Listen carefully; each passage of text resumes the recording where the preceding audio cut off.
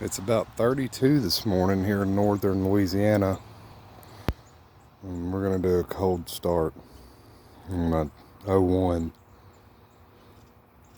Cummins. It's got just under 400,000 miles on it.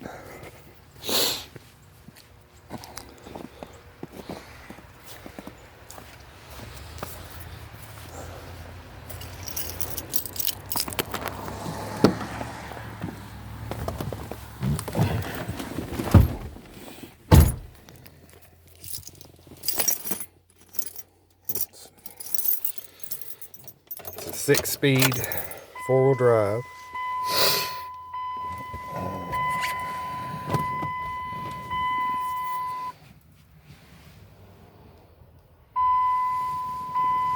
My airbag light came on a couple weeks ago. I backed off of a driveway and